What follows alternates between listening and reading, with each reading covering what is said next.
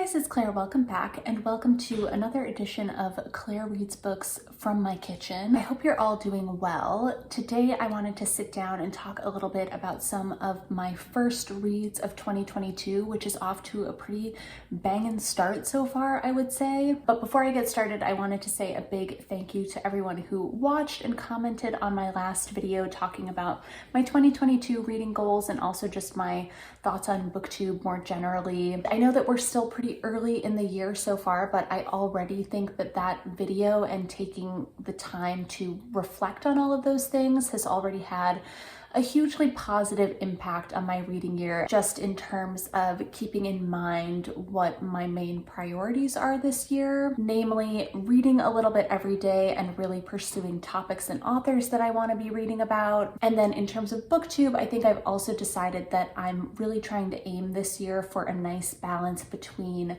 more structured, thought out videos, and then on the other hand, more casual and chatty videos like this one, just talking about what I'm reading in real time and also in a somewhat less scripted way, which is something that I mentioned in my last video is new territory for me. So bear with me as I try to build up my skill of being able to speak more extemporaneously. So like I said, today I wanted to touch on the first books that I've read so far this year, which pretty much encompasses my January reading. And like I said, it's just been chef's kiss books all around. First up, I wanted to talk about Abigail by MAGDA SZABÓ, which was originally published in 1970 and was just recently translated into English by Len Ricks. And I want to apologize at the outset for my poor Hungarian pronunciation. I tried to look up the audiobook sample of this book in order to hear how the characters' names are pronounced, but please feel free to correct me in the comments. MAGDA SZABÓ has had some other books translated into English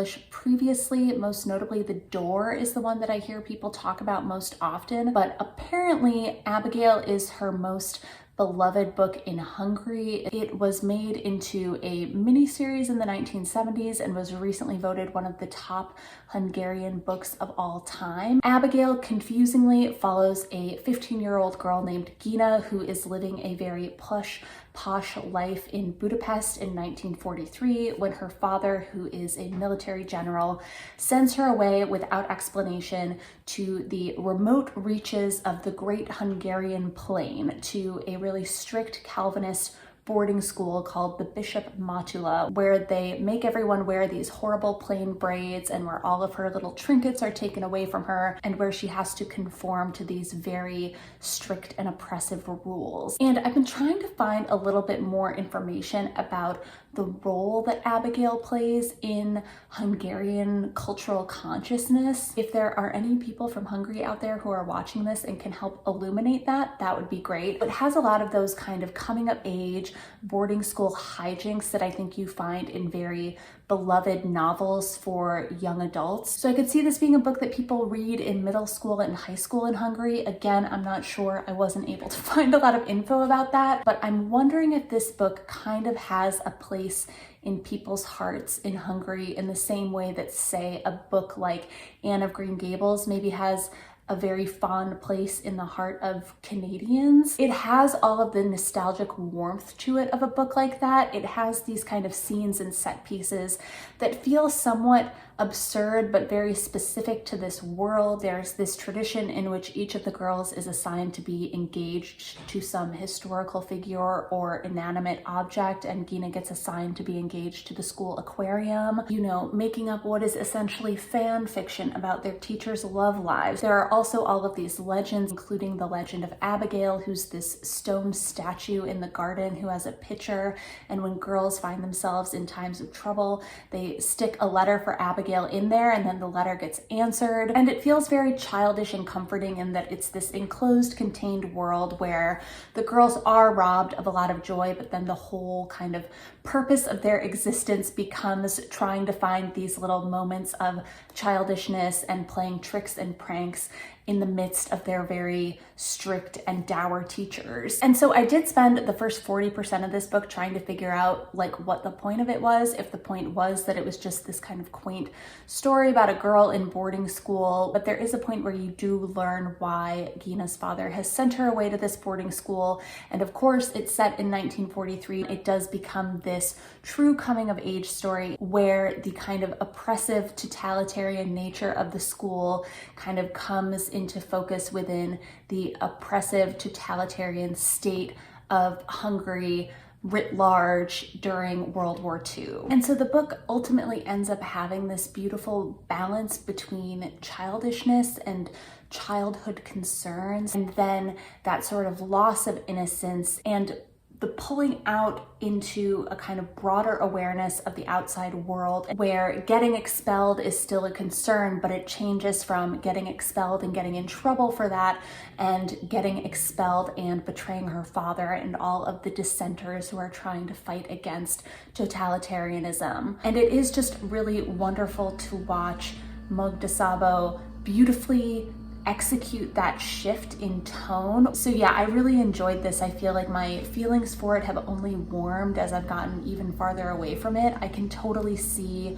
why it's such a beloved book in Hungary, because again, it's on the one hand a wonderful boarding school coming of age story, while at the same time having this broader political narrative about resistance and, you know, things that I can imagine are quite appealing in the Hungarian cultural imagination. I would love to hear if anyone has more insight into the place that Abigail has in Hungarian literature and Hungarian culture writ large.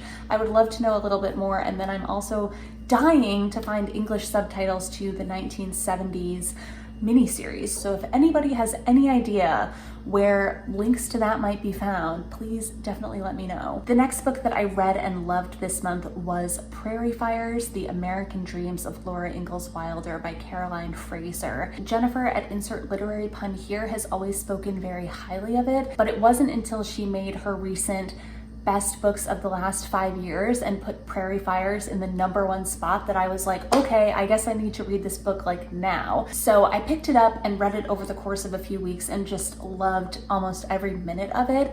I think part of the reason I'd been resistant to it for a little while is that I had deluded myself into thinking that the Little House books didn't play as big a role in my childhood and also my kind of early imagination as they did. I mean, I think these books are incredibly popular and beloved among many different generations of Americans, and particularly American girls. Also, apparently, according to this book, they're quite popular in many places outside America. I also specifically grew up in Wisconsin, so Little House in the Big Woods loomed incredibly large, and kind of on reflection, I'm remembering now that I used to make like little log cabins out of sticks in my backyard and like dressed up as Laura Ingalls Wilder with a homemade bonnet for the reading fair in kindergarten and things like that, and also used to just run around my backyard with an invisible imaginary bulldog named Jax. And I remember like reading Farmer Boy and asking my dad for a pot-bellied pig, which did not come to fruition. All that's to say that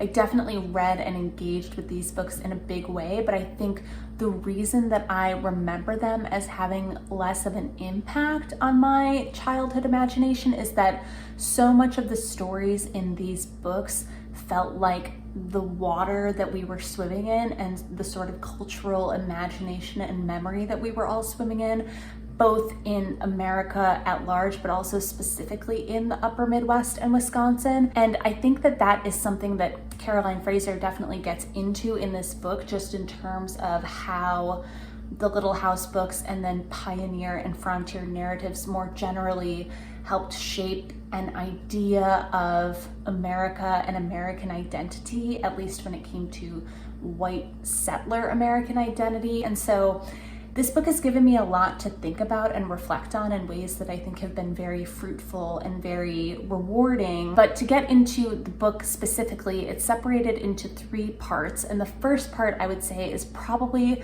the most interesting and just fascinating overall. It basically covers Laura Ingalls' early life on the frontier, and then also just the history of homesteading and white settlement more generally in the West. The amount of context that Fraser provides is just wonderful and so illuminating, and I think she does a pretty good job too of particularly laying out the context of the people and tribes that white settlers were displacing. So the first chapter of part 1 actually opens with the Dakota in Minnesota and the kind of events leading up to the Dakota War of 1862, and then the removal of the Dakota from Minnesota Territory after that. She also touches on the ways in which the Ingalls family and other white settlers squatted on Osage land in Kansas, and it also looks at the huge government role in the homesteading movement and how the government offered free land to poor people like the Ingalls family, and then how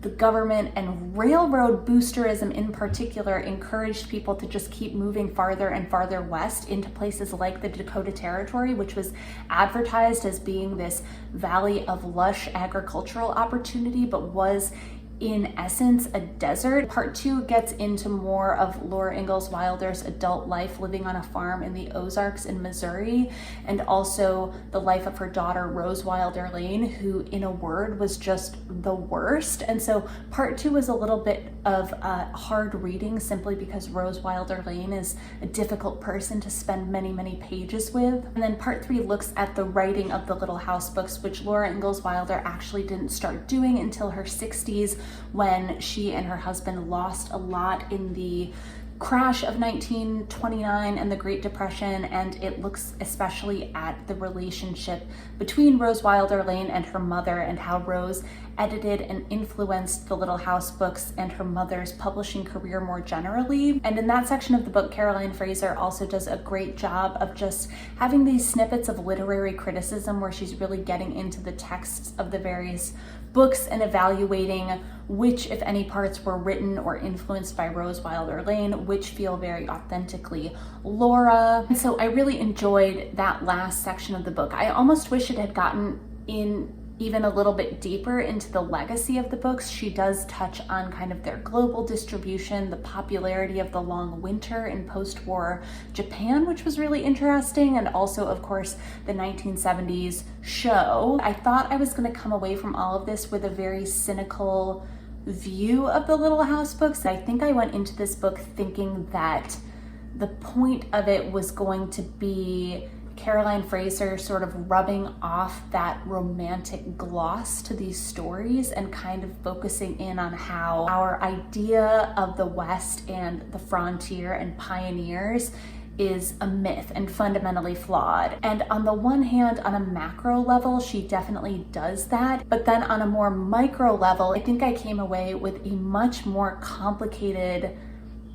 feeling about all of that, and I honestly still haven't totally sorted out how I feel about them, because I think Caroline Fraser does a really good job of showing the sort of place of painful and longing nostalgia from which these books were written, which I think that nostalgia oftentimes was rose-colored in its own way through Laura's eyes, but I think it's just really interesting to think about her conception of the West and what she was trying to capture in these books. Laura's description of the land and the wilderness, and her own love of the land and her father's love of the wilderness in particular, was really striking. And there are just some beautiful passages that Caroline Fraser quotes about Laura Ingalls Wilder writing about the buffalo grasses in Kansas that were completely destroyed by settlers and contributed to very fast climate change and drought and ultimately the Dust Bowl. And it just got me thinking about the irony of these people who had what I would say is a very genuine and bone deep kind of love for that land and that landscape, even as their encroachment onto it is destroying it, and also destroying the way of life of peoples who were removed, who had previously lived in a kind of harmony and equilibrium with that land and that landscape. Like the irony of Pa Ingalls trying to outrun the trail of settlement that he himself is helping to blaze across that landscape is just an American tale as old as time. I really, really highly recommend this book. And I'd also love to know if you are someone who read the Little House books as a child, if you are from America, if you're from a different country, and just kind of your relationship with those stories. And then shifting gears a little bit genre-wise, the other book that I read this month that I really, really loved was Just Last Night by Mhairi McFarlane, which I saw Katie from Books and Things recommend in her Best Books of the Year video. I think in the UK this book was published as Last Night. The thing that mostly caught my attention when Katie was talking about this book was the rom-com that she said was a big part of it and that she said was really wonderful. She did mention that it was also an exploration of friendship and grief, and I tend to be the type of person who does not like a lot of other plot or sub-storylines in my romance novels. I just like the focus to be mostly on the romance and on the central couple. But Katie was talking about it so enthusiastically, and I've also seen her talk about Mhairi McFarlane in the past, and so I was just in the mood for something cozy and something that I could just burrow into. Also, the US book cover in every way is signaling contemporary rom-com. This tagline in particular, two best friends, one missed chance, a night that changes everything. Every sentence in that tagline is technically true and something that happens in the book, but is wildly misleading because the prologue of the book opens with the main character, Eve, addressing someone very close to her who has died. So right from the jump, I was like, I think I've been misled by this cover and also the tagline. And as I got into the first part of this book, I really started to fear and have doubts that it was not a romance at all and that it was just a story about a woman with like a little bit of romance thrown in at some point. A story about this woman named Eve who is 30-something, living in Nottingham, England, in a sort of job that she's not crazy about, but going to pub quizzes with her three best friends, Justin, Susie, and Ed. She's also been in love with Ed since she was 18 and is still really hung up on him. But I'm ultimately glad that I stuck with it because the book does get there in the end in terms of romance. And it actually ends up being this really interesting, shockingly successful balance between, on the one hand, the exploration of grief and friendship, and then on the other hand, genuinely wonderful, swoon-worthy, just wrap yourself in a hug kind of sweet romance. The thing I will say is that the romance does not get going until the 50% mark of the book. And so for that reason, I wouldn't call this book a romance novel, but I would say that if you're someone who's in the mood for a romance, this book might scratch that itch. That being said, because of the way that it's structured and because of the other storylines and themes that it's exploring, it doesn't have a ton of steam and the romance gets going kind of later in the game, and so you don't have any of that third act BS that you so often have in romance novels where there's some manufactured conflict. And I found it incredibly satisfying and incredibly wonderful and just like one of the best, most lovely romances I've read in a long time. And I will also say, hopefully without getting into spoilers too much, that the way that this book looks at the tropes of unrequited love, the one who got away, and also on some level enemies to lovers, the way that Mhairi McFarlane really looks at those tropes and prods at them and in some cases deconstructs them was really refreshing and smart and really satisfying. And then I also felt like the exploration of grief and the exploration of what Eve is feeling and experiencing and thinking in the hours and days and weeks after a tremendous loss just felt incredibly real and felt like it was holding up a mirror to that experience in a way that felt correct and cathartic without feeling overly heavy. And I really loved the way in which the grief storyline fed directly into the romance. So those two threads of the book were totally dependent on one another and also enriched both halves of the story. So I thought that that was really beautiful and well done and made me more tolerant of the book's various storylines than I sometimes am in other women's fiction where the various threads are running parallel to each other but don't really have anything to do with one another. So yeah, I just really ended up loving this book. I felt a real book hangover after reading this, and I actually got the audiobook from my library and have just been listening to it again while I've been sort of puttering around my apartment doing chores. And so that's been really nice too. So those were my first 3 reads of 2022. I'm almost feeling superstitious at this point now, wanting to make sure that the next book I read is really good and on par with those 3. But yeah, a great way to start off the year. I'm feeling very excited about the various things I have on my TBR. As I mentioned in my 2022 goals video, I want to read more Richard Wagamese this year and went out and ordered a bunch of his books right after I finished reading Medicine Walks. So the one book by Richard Wagamese that I did already own was Indian Horse, which was published by Milkweed a few years ago, and they sent a copy of this to me. I read that 3 or 4 years ago and really loved it. So then I went and ordered the Milkweed edition of Medicine Walk 2 just to have a copy on my shelf. I had read the library copy over Christmas break, and then I also ordered a copy of Dream Wheels, which is again by Milkweed. They are the publishers who are putting out the US editions of Richard Wagamese's work. The other 3 books of his that I got, which include Starlight, Keeper and Me, and then Ragged Company, are all the Canadian editions, which I found on Abe Books. And I am planning to read Starlight next. This was actually the last book of his that was published, and it was published posthumously, and I actually don't think that it is fully completed, but it follows the same character, Franklin Starlight from Medicine Walk. And so I'm planning to read this one next and then get into the rest of his books hopefully later this year. After reading Prairie Fires, I also went under my bed and pulled out some of the copies of the Little House books that I have with me in this apartment. These are from a full set that I have back home in Wisconsin. And so I'm wanting to dip into these a little bit just out of curiosity after having read Prairie Fires. And I have read a few chapters of Little House in the Big Woods. I may report back on this if I read more, but have been revisiting those a little bit, and then also pulling out some other Plains literature that I have on my bookshelf, including O Pioneers by Willa Cather. Caroline Fraser does mention Willa Cather and some other Great Plains writers, and so I thought it might be a nice time to read a little bit more of her work. I really love My Antonia, which is one of, I think, her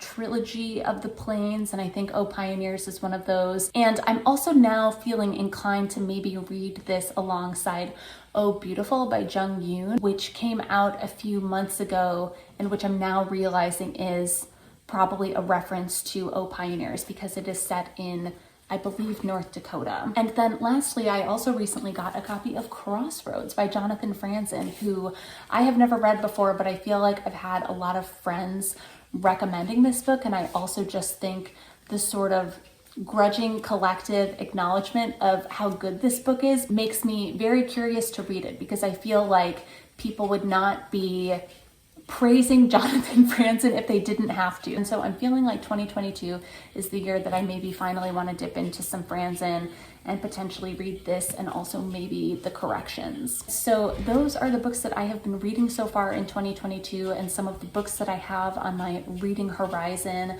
Let me know if you've read any of the books that I've mentioned here, and also let me know what books you've been reading and enjoying or not enjoying so far in the new year. And yeah, thanks for bearing with me on my first not scripted wrap up, although I did definitely have some bullet points written down. Good luck to myself in the editing process. As always, thanks so much for watching, and I'll see you next time. Bye!